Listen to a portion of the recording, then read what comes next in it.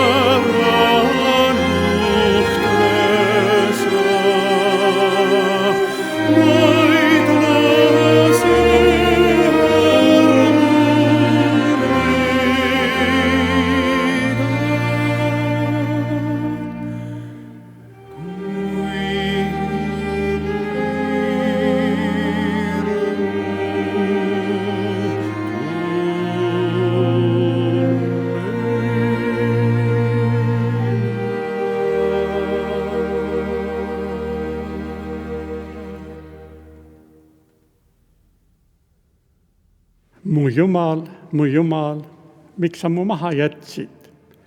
Kaugel mu päästest on mu oigamissõnad.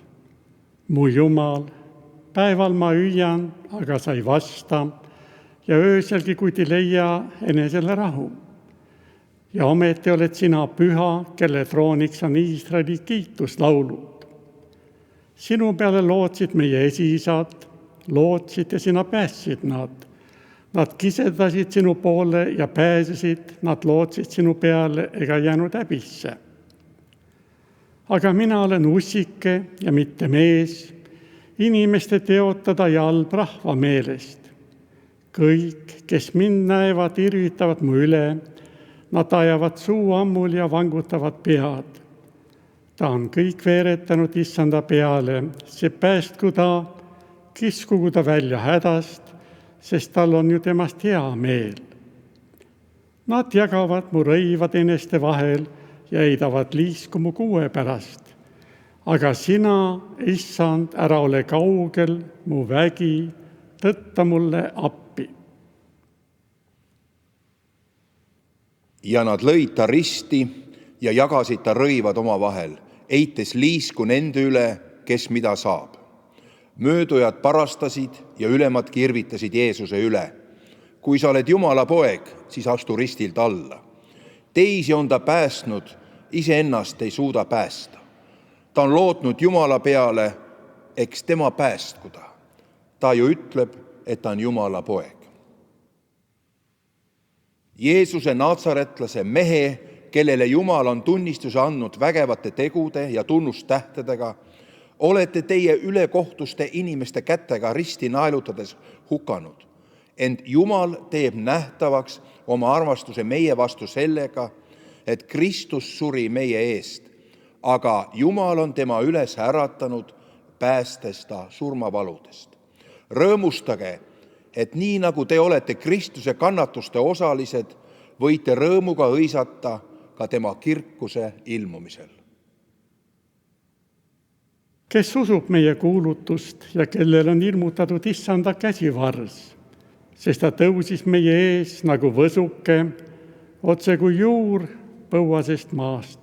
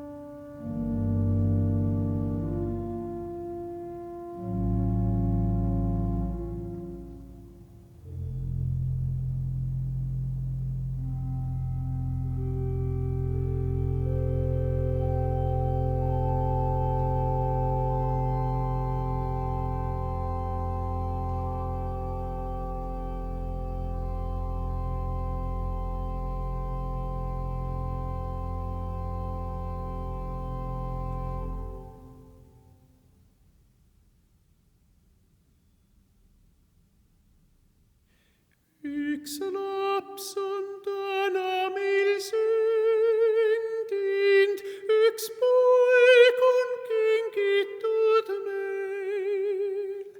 Meenusaatja on ilmunud, tast Jumalal on hea meel.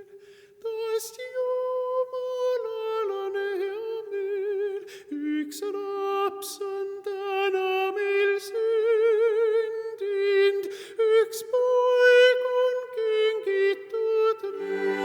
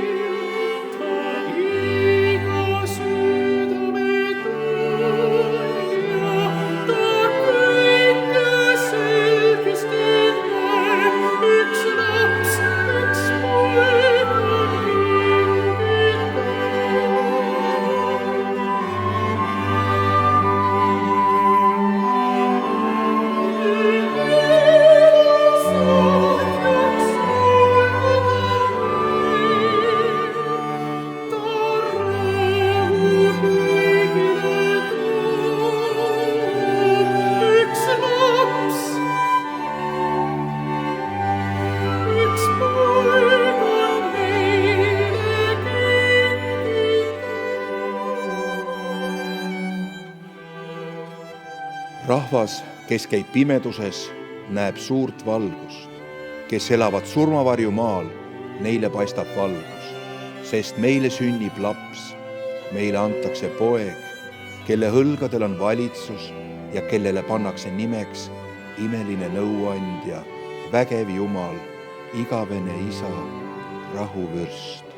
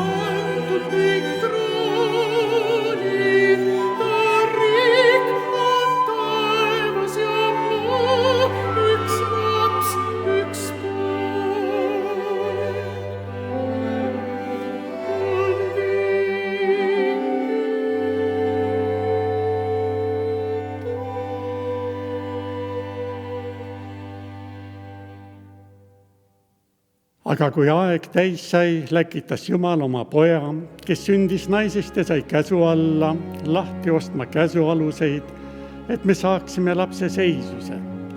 Ta on tulnud ja kuulutanud rõõmusõnumid rahust, surmates risti peal vaenu.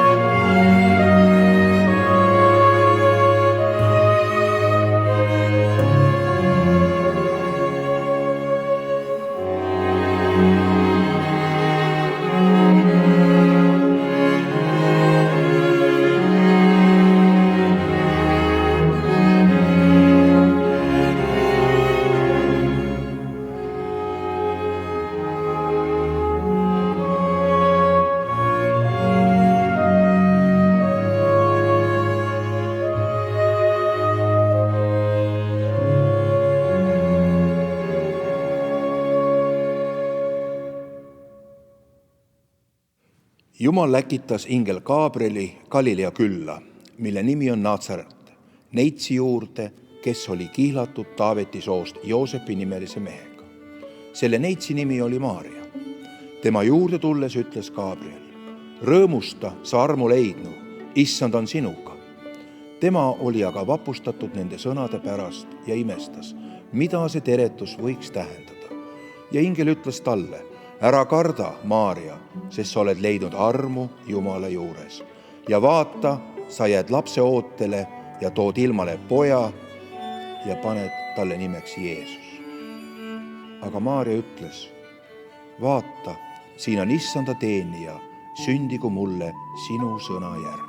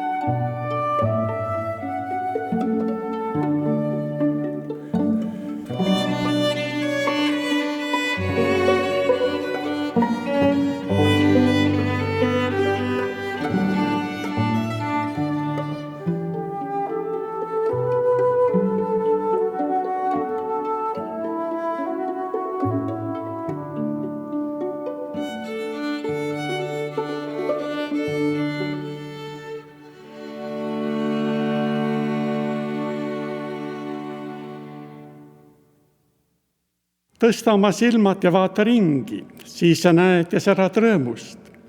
Sest vaata, ma kuulutan teile suurt rõõmu, mis saab osaks kõigele rahvale, sest teile on sündinud päästja, õnnistegija, kes on issand Kristus. Hõiska, rõõmusta ja rõkata kogu südamest. Au olgu Jumalale kõrges ja maa peal rahu, inimestest hea meel.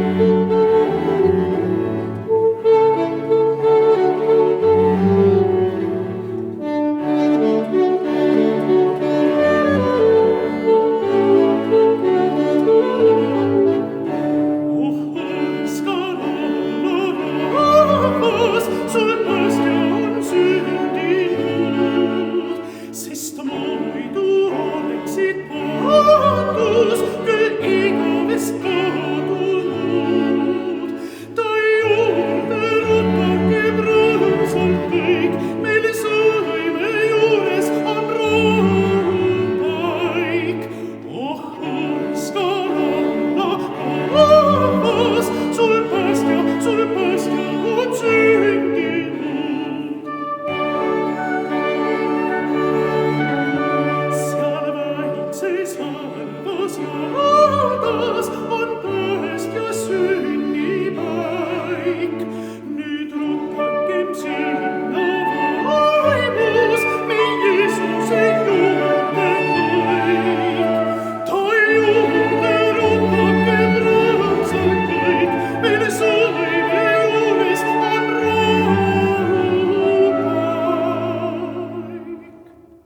Nüüd rohkem sinna vaimus, me Jeesuse juurde kõik.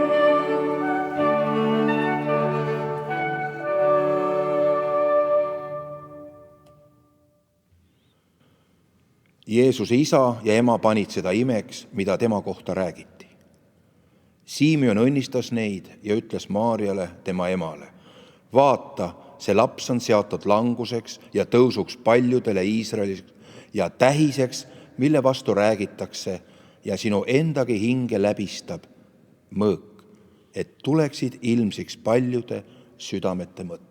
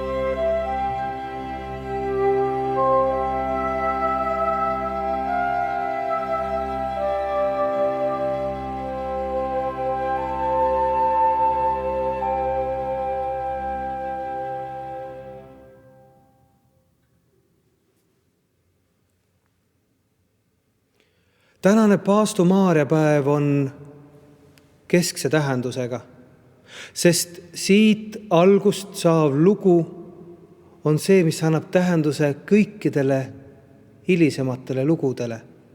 Siit hakkab paistma seda imelist valgust, mille me tunneme ära jõuluöö sündmuses. Kes on võib-olla käinud Toompeal Toomkiriku ümber ja on tõstnud oma pilgu Toomkiriku torni tippu, siis avastab, et seda ei kaunista ei mitte rist, ega ka lõunaeestlastele nii tuttavalt armas kukk, vaid ainukordne, eriline liiliakroon. Liilia on just ikonograafiliselt seelil, mis näitab seda tänast hetke, kui Paastu Maarja päeval ingel Gabriel ulatab neitsi Maarjale valge liiliaõie, andes edasi sõnumi, et temast sünnib see maailma lunastaja, kellele pannakse nimi Jeesus. Aga laskem evangelistil kõnelda. Aga 6. kuul läkitas Jumal ingel Gabrieli Galilea külla, mille nimi oli Naatsaret. Neitsi juurde, kes oli kihlatud Taaveti soost Joosepi nimelise mehega. Selle neitsi nimi oli Maaria. Tema juurde tulles ütles Gabriel: rõõmusta, sa armu leidnu, issand olgu sinuga. Tema oli aga vapustatud nende sõnade pärast ja imestas, mida see teretus võiks tähendada. Ingel ütles talle: ära karda, Maaria, sest sa oled leidnud armu Jumala juures ja vaata, sa jääd lapse ootele ja tood ilmale poja ja paned talle nimeks Jeesus. Tema saab suureks ja teda hüütakse kõige kõrgema pojaks ja issand Jumal annab talle tema isa Taaveti krooni ja ta valitseb kuningana Jaakobi soo üle igavesti ning tema valitsusele ei tule lõppu. Ja just see lugu ja paljud teisedki lood on kirjutatud meie pühakirja. Kuid kuidas need lood muutuvad meile lugudeks, mille on tähendus ka meie jaoks? Selleks on vaja kõige lihtsamat, aga kõige imelisemat teed, seda lugu jutustada meie emakeeles. Ja siin ulatabki käe meile appi just tõlkimine. Eelmisel aastal me pühitsesime ja tähistasime 1600 aasta möödumist esimese piiblitõlkija Hieronymose surma aastapäevast. Selleks, et lugusid jutustada nõnda, et need pärale jõuaksid ja inimesed aru saaksid, on vaja tõlkimist. Igas mõttes.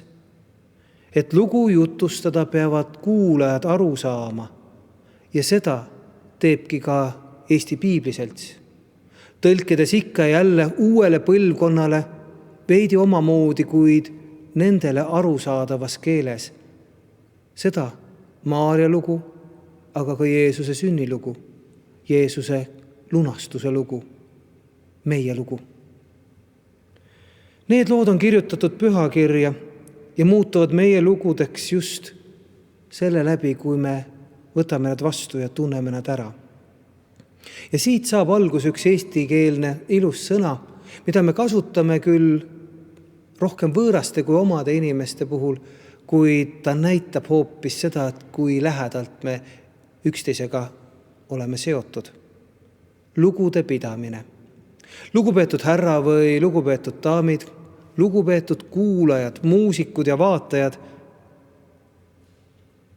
Lugude pidamisega on täpselt samamoodi nagu lubaduste pidamise või viisi pidamisega. Need lähevad hinge siis ja annavad endast märku siis, kui neid korra kohaselt peetakse.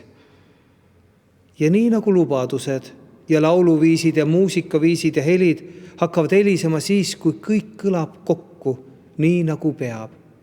Nõnda ka tõlkimise võti on just sinna lugude selgeks tegemise peidetud. Ka värvidel on oma lood. Nii on taevasinane, just Maaria, taevase kuninganna värv, ja me tihti tunneme ära piltidel teda just sinise räti või kleidi rüü järgi. Seda on näha ka minu selja taga oleval maalil, kus Jeesus laps on Maaria põlvede peal ja üle Maaria parema käe on sinine rätt või rätik või keep.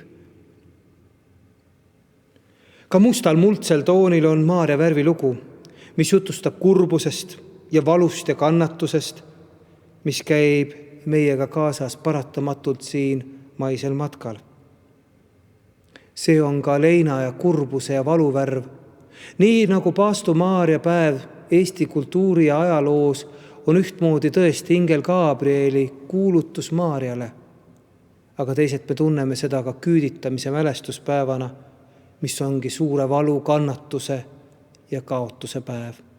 Nii nagu Maaria näeb, kuidas tema enda poeg, kes on vangistatud, piinatud, ühel hetkel surmatakse ja siis kantakse kätel hauda. Seepärast on tänasest heliharduses just ka nende muusikute teosed siin, kes on kannatanud ja ka kes on ka kindlaks jäänud, püsima jäänud, proovile vastu pidanud.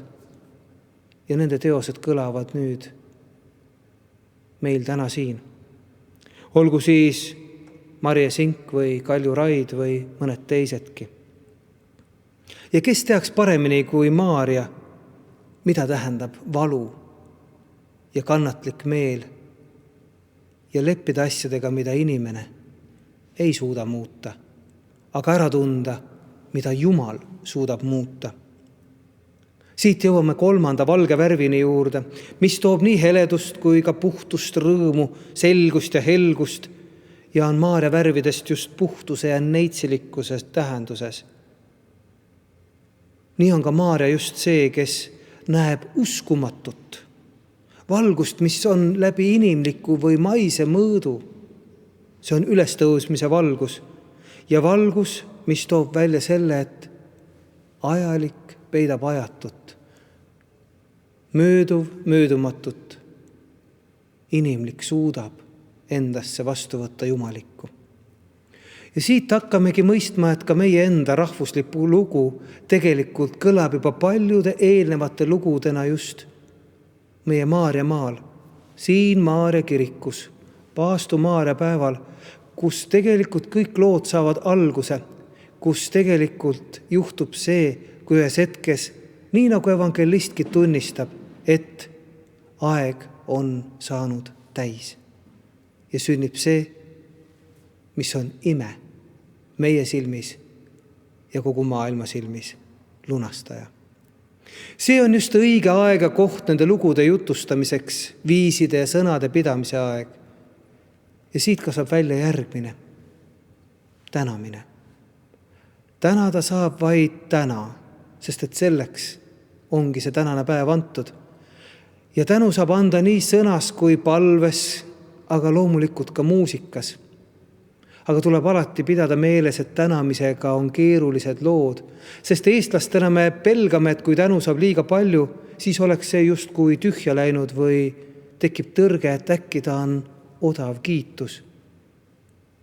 Võib-olla tahame meie tunda, et targem on hea ütlemata jätta, siis pole see kindlasti ei tühja läinud ega odavalt öeldud. Nõnda võibki kõlada paratamatult hoopis kurva noodina eestlaste suurim kiitus, mis ütleb, ei noh, midagi halba ei saa nüüd küll ütelda. Kuid just õiged sõnad leiavad tänuna ja kiidusõnana just täna üle me huulte ja südames, et kui kõik on selge, et tõepoolest meie nii võtame vastu seda sõnumit, mis ilmsiks saab meile just jõuluöös ja tegelikkuseks tõelise tähenduse leiab just kannatusnädalas suures reedes ja tänu Jumalale ülestõusmise koidiku valguses, kus kõlavad sõnad. Miks te otsite elavat surnute juurest? Sest et surm on neelatud võidusse. Surm, kus on sinu astel? Haud, kus on sinu võimus? Need lood on põimitud täna kokku selleks, et meie inimestena taibata, mis imeasi on see, et Jumal on inimest nõnda palju armastanud, et tema oma ainus sündinud poja on andnud, et ükski, kes temasse usub, ei saaks hukka, vaid et tal peab olema igavene elu. Aamen.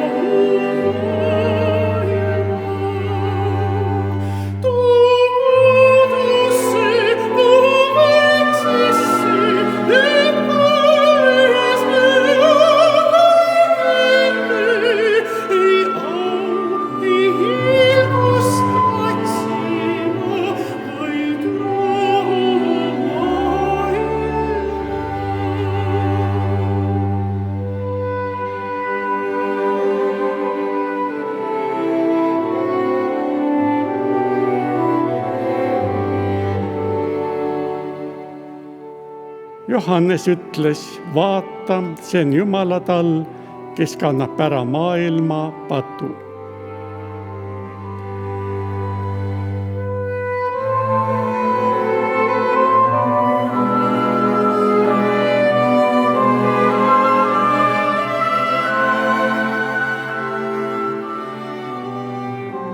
Ta oli põlatud ja inimeste poolt hüljatud, valude mees. Me ei hoolinud temast, ent teda haavati meie üleastumiste pärast, löödi meie süütegude tõttu.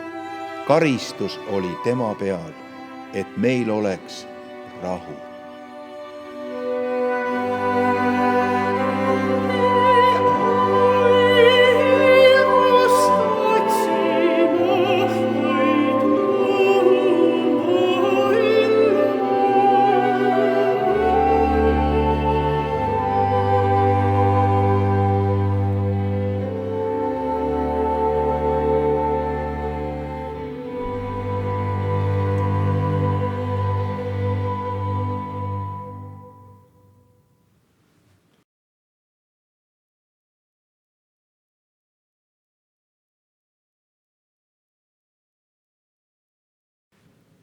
Ja me palvetame üheskoos Jeesuse enda õpetatud sõnadega. Meie Isa, kes sa oled taevas, pühitsetud olgu sinu nimi, sinu riik tulgu, sinu tahtmine sündigu, nagu taevas, nõnda ka maa peal. Meie igapäevast leiba anna meile täna päev ja anna meile andeks meie võlad, nagu meiegi andeks anname oma võlglastele, ja ära saada meid kiusatusse, vaid päästa meid ära kurjast, sest sinu päralt on riik ja vägi ja au igavesti. Aamen.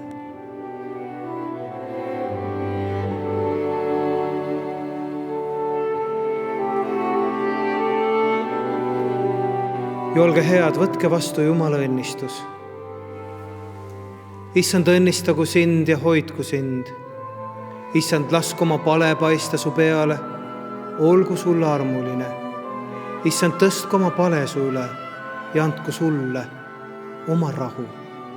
Jumala Isa, Jumala Poja ja Püha Vaimu nimel. Aamen.